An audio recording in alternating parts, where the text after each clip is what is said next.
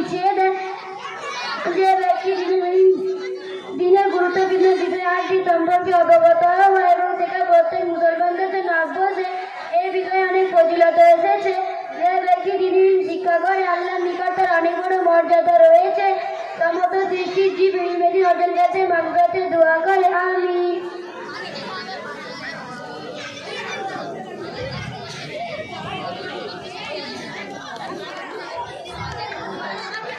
তুমি ধর্মের সূত্রে কে? তোমার ধর্ম কি? ইসলাম কি শিক্ষা দেয়?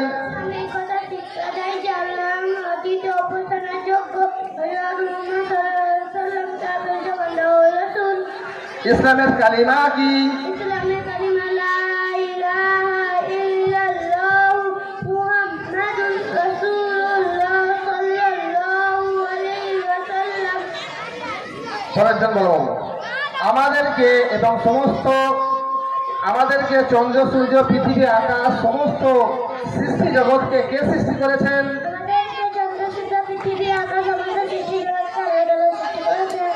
আমাদেরকে কে রিজিক দান করে? দোয়া কে শোনেন?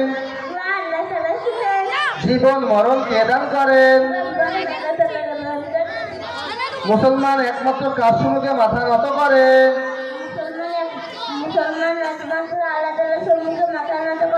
কোরআন শরীফ কার কিতাব?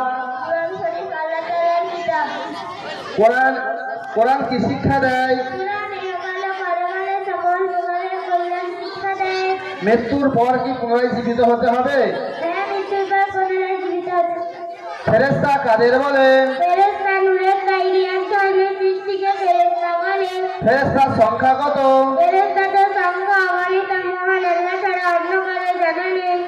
বিখ্যাত ফেরেশতা কয়জন? নাম বলো।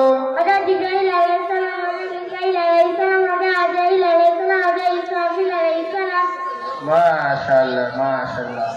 ইসলামের বুনিয়াদ ভিত্তি কয়টা জিনিসের উপর আছে?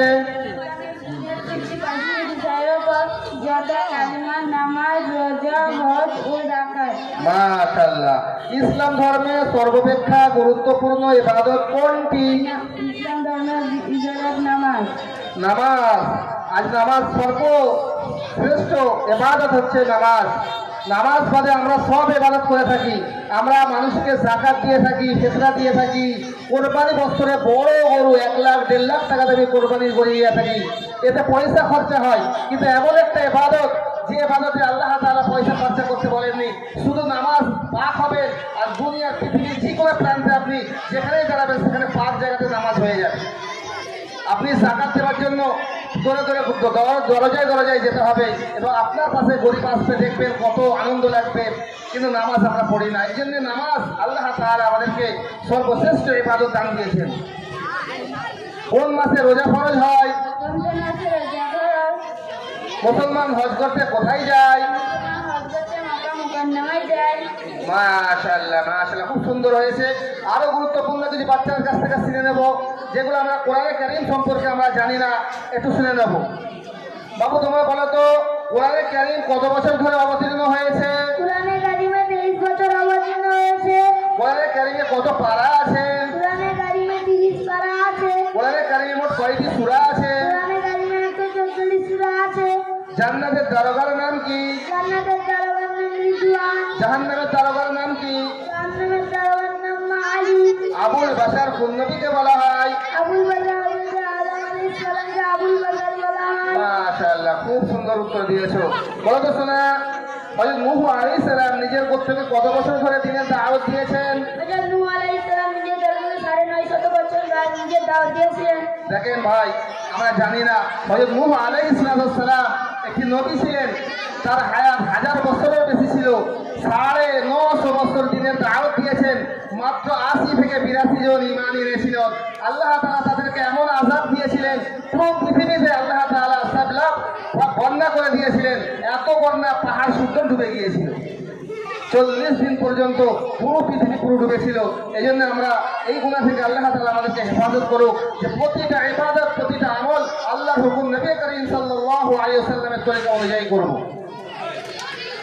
নূহ আলাইহিস সালামের গোত্রের উপর কিসের আযাব এসেছিল? হযরত নূহ আলাইহিস সালামের গোত্রের উপর পানির আযাব এসেছিল। আর নূহ আলাইহিস সালাম আযাব থেকে বাঁচার জন্য কি তৈরি করেছিল? হযরত নূহ আলাইহিস সালাম আযাব থেকে বাঁচার জন্য আল্লাহ তাআলা তাদেরকে নৌকা বানিয়েছিলেন।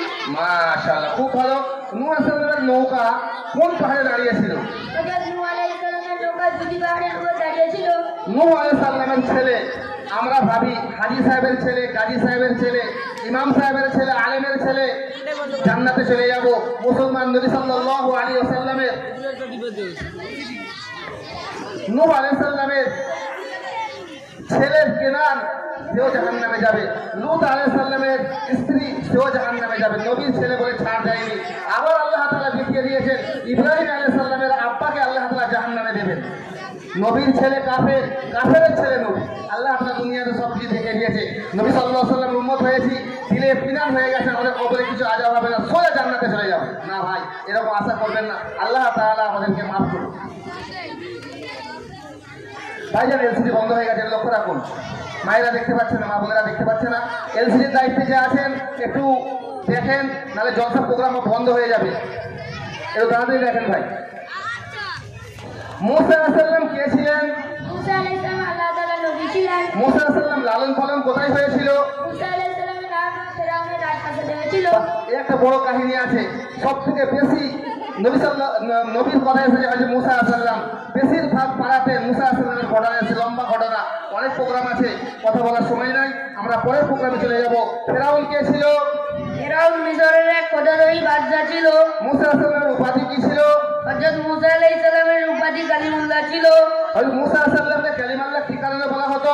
হযরত মুসা আলাইহিস সালামকে কালিমুল্লাহ এই কারণে বলা হতো যে হযরত মুসা আলাইহিস সালাম আল্লাহর সাথে কথা বলেছিলেন। মাশাআল্লাহ। হযরত মুসা আলাইহিস সালাম কোন পাহাড়ে আল্লাহর সঙ্গে কথা বলেছিল? হযরত মুসা আলাইহিস সালাম তুর পাহাড়ে আল্লাহর সাথে কথা বলেছিলেন। আল্লাহ তাআলা হযরত মুসা আলাইহিস সালামকে কোন গোত্রে নবী করে পাঠিয়েছিলেন? আল্লাহ তাআলা হযরত মুসা আলাইহিস সালামকে বনি ইসরাইল ফেরাউন ও তার গোত্রের কাছে নবী বানিয়ে পাঠিয়েছিলেন। আল্লাহ তাআলা মুসা আলাইহিস সালামকে বনি ইসরাইল, ফেরাউন, আর মুসা আলাইহিস সালামের ভাইয়ের নাম কি? হযরত মুসা আলাইহিস সালামের ভাইয়ের নাম হযরত হারুন আলাইহিস সালাম। মাশাআল্লাহ, খুব সুন্দর, তোমরা খুব সুন্দর উত্তর দিয়েছো।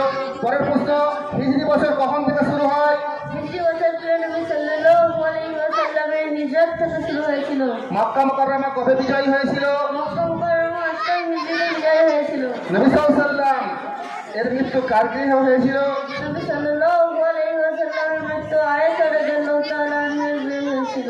খোলাফায়ে রাশিদিন কাদের বলা হয়? খোলাফায়ে রাশিদিন হযরত আবু বকর, হযরত ওমর, হযরত উসমান ও হযরত আলী রাদিয়াল্লাহু তাআলা আনহুকে বলা হয়। আমরা জানি না খোলাফায়ে রাশিদিন, 99% তো দূরের কথা, 100% মানুষ জানি না খোলাফায়ে রাশিদিন কাদের বলে।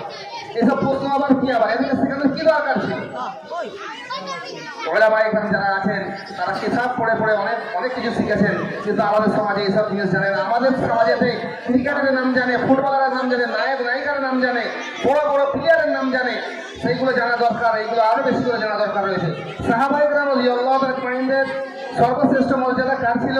সাহাবায়ে কেরাম রাদিয়াল্লাহু তাআলা আনহুর মধ্যে সর্বশ্রেষ্ঠ মর্যাদা হযরত আবু বকর সিদ্দিক রাদিয়াল্লাহু তাআলা আনহু ছিল। মাশাআল্লাহ, খুব সুন্দর প্রশ্ন। বলো তো বাবু, তুমি সর্বপ্রথম আমিরুল মুমিনিন কাকে বলা হয়? সর্বপ্রথম আমিরুল মুমিনিন হযরত ওমর রাদিয়াল্লাহু তাআলা আনহুকে বলা হয়। বাহ।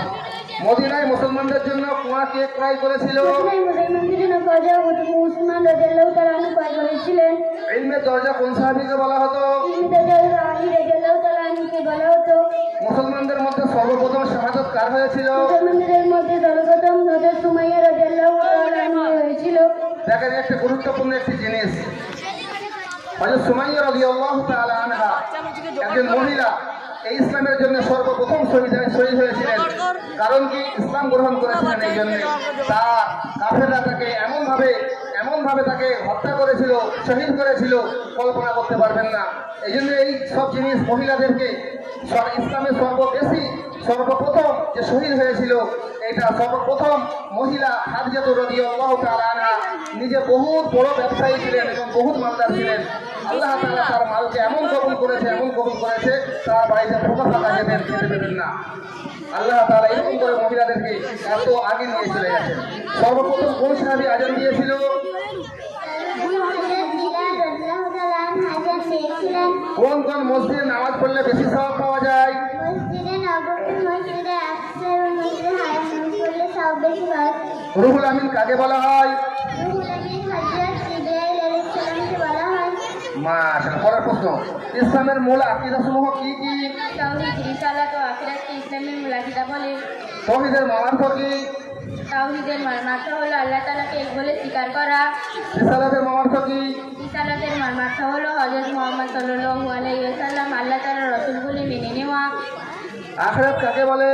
মৃত্যুর পর জীবন শুরু হওয়াকে আখিরাত বলে। বনী ইসরাঈলের সর্বশেষ নবীর নাম কি? বনী ইসরায়েলের সর্বশেষ নবীর নাম হযরত ঈসা আলাইহিস সালাম। কোন নবী মায়ের কোলে কথা বলেছিলেন? হযরত ঈসা আলাইহিস সালাম মায়ের কোলে কথা বলেছিলেন। এমন এক নবী আল্লাহ তাআলা তাকে ছোটবেলায় মায়ের কোলেতে আল্লাহ তাআলা তাকে কথা বলেছেন, সেই নবীর নাম হযরত ঈসা আলাইহিস সালাম। সেই নবীকে আল্লাহ তাআলা ছোট্টবেলায় একটি গাওয়াই দেওয়ার জন্য বড় ওয়াকিয়া আছে, তারা জানবেন, ছোট্টবেলাতে তাকে কথা বলে দিয়েছিলেন। বলতো শোনা, কোন নবীর হাতে লোহা মোমের ন্যায় নরম হয়ে যেত? হযরত দাউদ আলাইহিস সালামের হাতে লোহা মোমের ন্যায় নরম হয়ে যেত। হ্যাঁ, হযরত দাউদ আলাইহিস সালাম, ভালো করে একদম বলবেন। হযরত দাউদ আলাইহিস সালামের পুত্র কে ছিল? হযরত দাউদ আলাইহিস সালামের পুত্র সুলাইমান রাদিয়াল্লাহু আনহু ছিলেন। কোন সাহাবীকে ফেরেশতারা গোসল দিয়েছিল?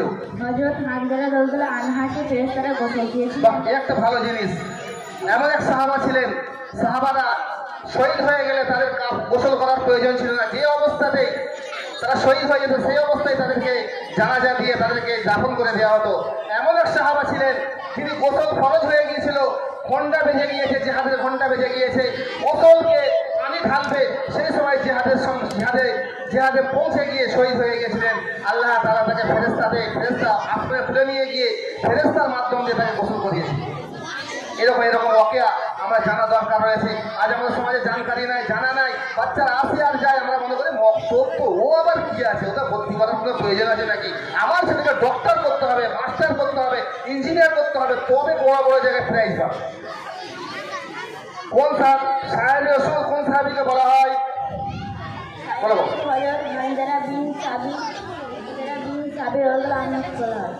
রাসূলুল্লাহ সাল্লাল্লাহু আলাইহি ওয়াসাল্লাম কোন সাহাবীকে উম্মতের আমানতদার বলেছিলেন? হযরত আবু বকর। চলো বলো। হযরত আয়েশা রাদিয়াল্লাহু তাআলা কন্যা, হযরত আয়েশা সিদ্দিকা রাদিয়াল্লাহু তাআলা আনহা কার কন্যা ছিলেন? হযরত আবু বকর সিদ্দিক রাদিয়াল্লাহু আনহু। মাশাআল্লাহ। তুমি ধরো বাবু, সাইফুল্লাহ আল্লাহ তরবারি কোন সাহাবীকে বলা হতো? সাইফুল্লাহ আল্লাহ তরবারি হযরত খালিদ বিন ওয়ালিদ রাদিয়াল্লাহু তাআলা আনহুর উপাধি ছিল। কোন সাহাবীর নাম কোরআনে কারিমে এসেছে? হযরত ঈসা আলাইহিস সালামের নাম কোরআনে এসেছে। কোন সাহাবীর নাম কোরআনে এসেছে? সাহাবী। হযরত যায়েদ বিন হারেসা রাদিয়াল্লাহু তাআলা আনহুর নাম কোরআনে এসেছে। হযরত ইউসুফ আলাইহিস সালামের পুত্র কে ছিলেন? হযরত ইউসুফ আলাইহিস সালামের পুত্র হযরত ইয়াকুব আলাইহিস সালাম ছিলেন। আচ্ছা, হযরত ইউসুফ আলাইহিস সালামের কতজন ভাই ছিল? হযরত ইউসুফ আলাইহিস সালামের 11 জন ভাই ছিল। 11 জন ভাই ছিল। বাহ। ইউসুফ আলাইহিস সালাম স্বপ্নে কি দেখেছিল? হযরত ইউসুফ আলাইহিস সালাম স্বপ্নে চাঁদ, সূর্য ও 11টি নক্ষত্রকে তার সামনে ঠাট্টা করতে দেখেছিল। মাশাআল্লাহ, প্রতিটা প্রশ্নের উত্তর খুব সুন্দর হয়েছে। আল্লাহ তাআলা তোমাদেরকে আরো শেখার তৌফিক দান করুক এবং আল্লাহ তাআলা তোমাদের ইলম আরো তারাক্কি দান করুক। সালাম দাও শোনা। আসসালামু